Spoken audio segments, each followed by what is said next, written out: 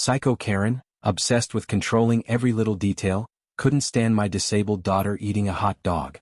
What began as a harmless meal soon turned into an all-out war that would destroy everything she thought she had control over. Karen is the head of the HOA, and she acts like she owns the whole neighborhood. She believes she has the right to control everyone's life, from how they maintain their homes to what they eat.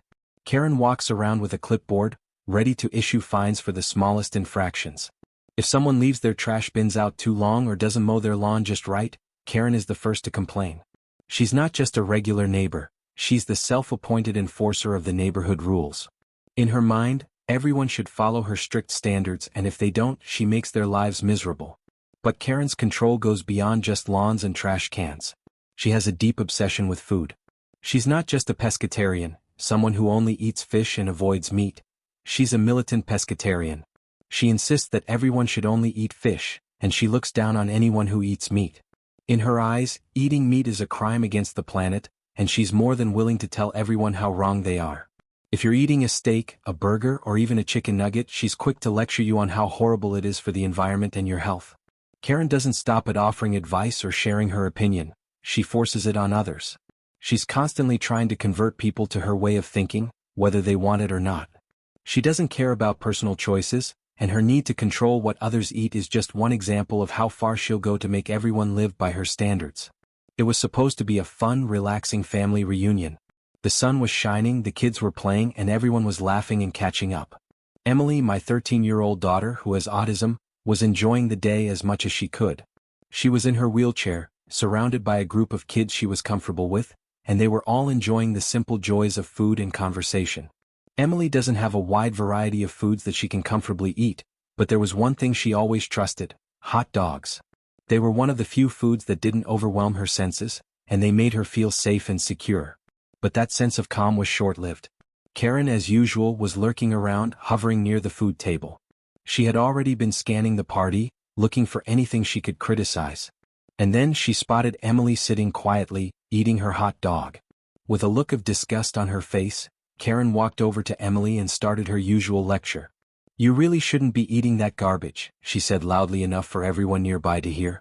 "It's full of chemicals and all kinds of nasty stuff." Emily froze for a moment, looking up at Karen with confusion in her eyes. She didn't understand why Karen was criticizing her for something she was enjoying. Hot dogs were one of the few foods that didn't cause her sensory overload, and now Karen was making her feel guilty for eating it. Karen didn't stop there. She kept going, almost as if she couldn't control herself. "You should be eating fish," she said. "Fish is good for you. Meat like that is just unhealthy and bad for the planet." Emily's face turned red with embarrassment, and her hands started to tremble. She didn't want to cause a scene, but Karen wasn't backing off.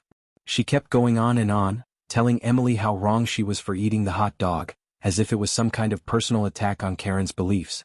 I could see the emotional toll it was taking on Emily.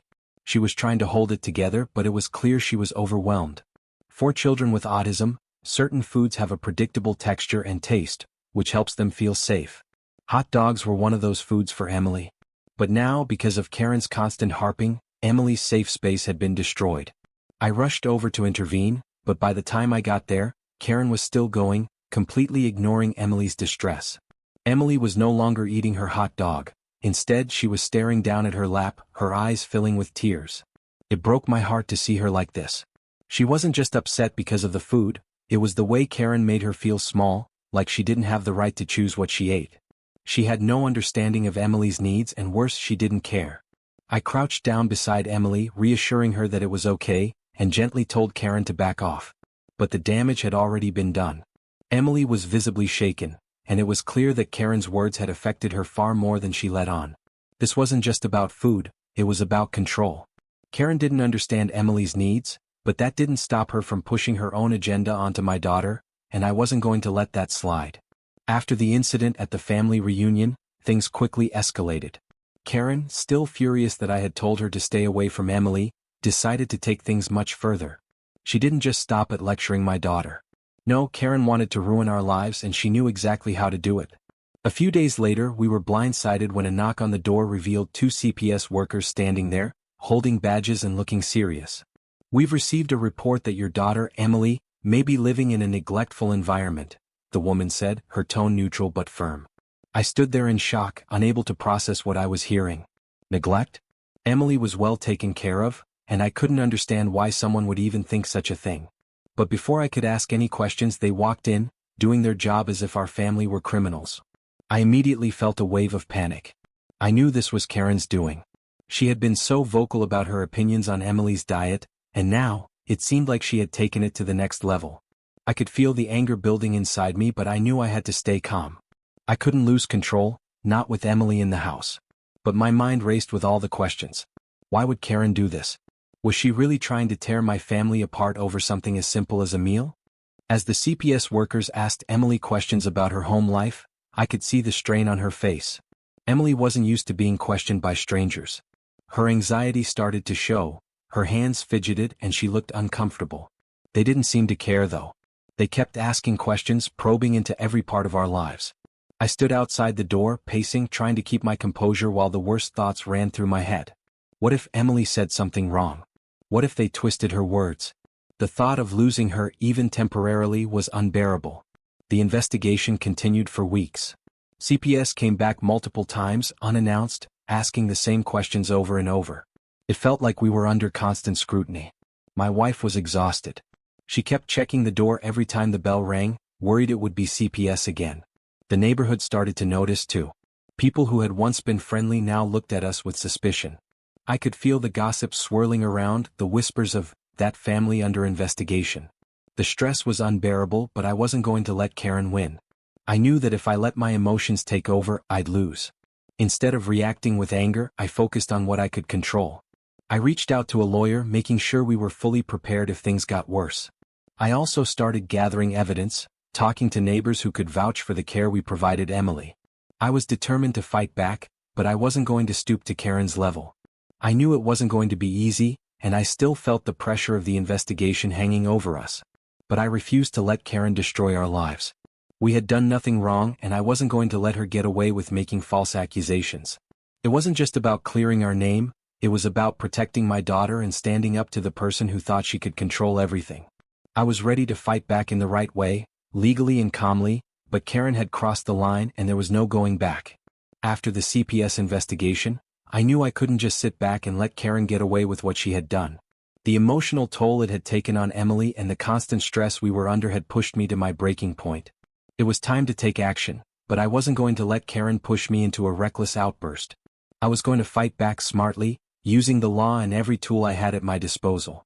The first thing I did was contact a lawyer. I needed to make sure we had everything covered legally and that we could protect ourselves from further damage. My lawyer listened to everything I told him, from the false CPS report to Karen's constant harassment. He agreed that Karen had overstepped, but we needed proof to build a strong case. That's when I remembered something important. During one of Karen's many confrontations, she had admitted to calling CPS on us. In fact, she seemed proud of it. I had kept my phone recording during that conversation just in case. When I played back the recording, there it was, Karen's voice clearly admitting to filing the false CPS report. She even said she would do it again if she had to. That was the key evidence I needed to expose her. I immediately shared the recording with my lawyer. He was impressed. "This is gold," he said, already thinking of how to use it in court. With the recording, we now had undeniable proof that Karen had maliciously targeted our family and that she wasn't just being a concerned neighbor. She was using her power to ruin people's lives. But I didn't stop there.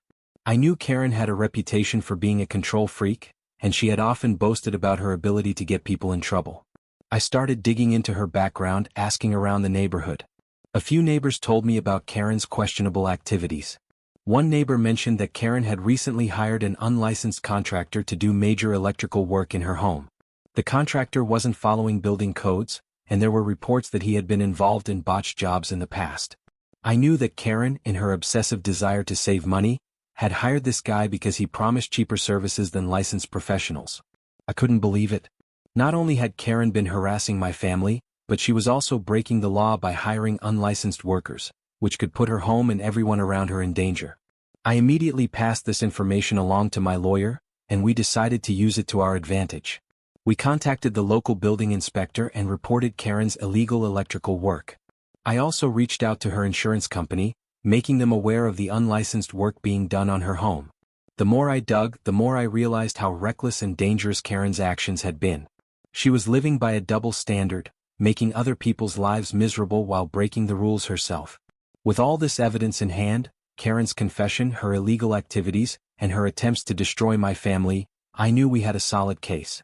I was done playing nice and I wasn't going to let Karen's actions go unpunished. It wasn't just about getting revenge, it was about showing her that no one, not even Karen, was above the law.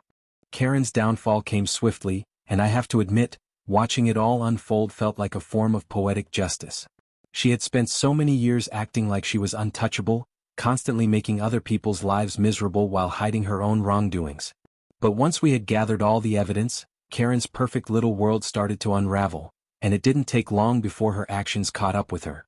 First, the information about the unlicensed contractor came to light. The building inspector I had reported her to came out to her house, and it wasn't long before the truth came out. Karen had hired a cheap, unlicensed contractor to rewire her home, and the work was a disaster. The electrical wiring was dangerously done, with exposed wires, overloaded circuits, and improper grounding. This could have easily caused a fire, and it was only a matter of time before something went wrong. The city didn't waste any time. They slapped Karen with thousands of dollars in fines for not following building codes and for endangering her property with unsafe work. But the financial consequences didn't stop there. Since Karen had failed to disclose the unlicensed work, her homeowner's insurance company canceled her policy. She was now without coverage for any damages, and if something went wrong she would have to pay for it all out of pocket. Then came the worst part for Karen: she couldn't sell her house. She had been planning to move into a new home, bragging to anyone who would listen about her new house and how expensive it was. But the buyers of her old house backed out once they found out about the illegal electrical work.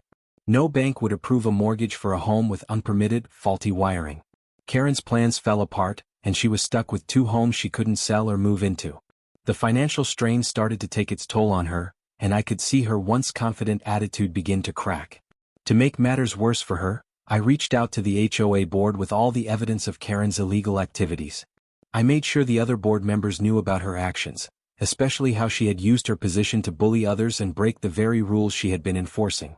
It didn't take long for the board to hold a vote, and Karen was quickly removed from her position as head of the HOA. It was clear that no one wanted someone so reckless in charge, especially when they couldn't even follow the basic rules themselves. Seeing Karen lose everything she had worked for felt like the ultimate revenge. She had spent so many years using her position to control and manipulate people, but now she was the one facing the consequences of her actions. She had always looked down on others, convinced that she was smarter and better than everyone else, but in the end she wasn't untouchable. She had destroyed her own life with her lies and illegal activities, and there was no one left to blame but herself. Karen thought she could ruin my family, but in the end, it was her own world that came crashing down. It was the perfect example of how karma works. She had spent years tearing people down, and in the end she was the one who lost everything. It was a relief knowing she would never have the power to hurt anyone else again. Even though Karen was finally exposed and faced the consequences of her actions, the victory didn't come without its costs. Watching her downfall felt like justice being served, but as time passed, I realized that the emotional damage caused by her behavior would not just disappear. It had taken a toll on my family, and despite everything returning to normal on the outside, we were all affected in ways I hadn't fully understood until later. My wife, who had always been the calm and supportive one, was visibly drained. The constant stress from the CPS investigation, the accusations, and the fear that something might go wrong had left her exhausted. She had spent sleepless nights worrying about Emily and whether we'd be falsely accused again. Even though CPS had closed the case and found no wrongdoing, the damage had already been done. Every knock on the door made her jump, and she started double-checking every lock at night, always afraid someone might come to take Emily away. The emotional burden of those weeks had worn her down, and I could see the toll it had taken on her health and well-being. She'd been trying to hold everything together, but it was clear that the fear and anxiety were still lingering in her. Emily, too, was deeply affected. She had been through so much: Karen's constant lectures about her food choices, the false accusations of neglect, and the overwhelming stress of being questioned by strangers. Emily had always struggled with sensory issues, and food was one of the few things that gave her a sense of comfort and control. Karen's attack on her, over something as simple as a hot dog, had shaken her confidence. After the ordeal, Emily became more withdrawn. She started avoiding social situations and didn't want to interact with others the way she used to. The thought of eating in front of others made her anxious, and even her once favorite foods no longer felt safe. I could see that the emotional scars were deep. It wasn't just about the hot dog, it was about the way Karen had made her feel small and wrong for something she had no control over. And as for me, I couldn't help but feel conflicted. While I was relieved that Karen was finally held accountable, I couldn't ignore the toll it had taken on my family. Watching Emily struggle with her sense of security and seeing the lasting anxiety in my wife's eyes made me question if it had all been worth it. The revenge had been sweet, but I couldn't shake the feeling that the emotional cost was too high. Karen's actions had affected our family in ways that couldn't be undone, no matter how much justice had been served. I realized that, while we had won the battle, it didn't change the fact that the trauma Karen caused would stay with us. We could move on, yes, but we would always carry the weight of what we had gone through. It was a reminder that revenge, no matter how justified, doesn't erase the emotional scars left behind.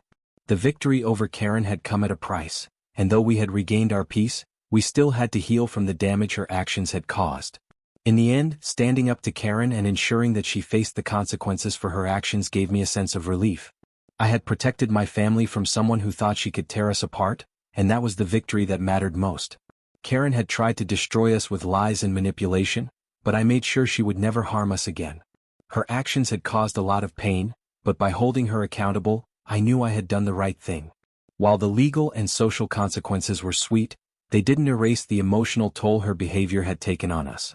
Emily was still struggling with the anxiety Karen caused, and my wife was still dealing with the fear of those constant CPS visits. But even though the scars were there, I could see the peace slowly returning to our family. We were no longer under constant fear, and I had restored the dignity and safety that Karen tried to take from us. I realized that revenge wasn't about destroying someone or seeking unnecessary harm, it was about ensuring that people face the consequences of their actions.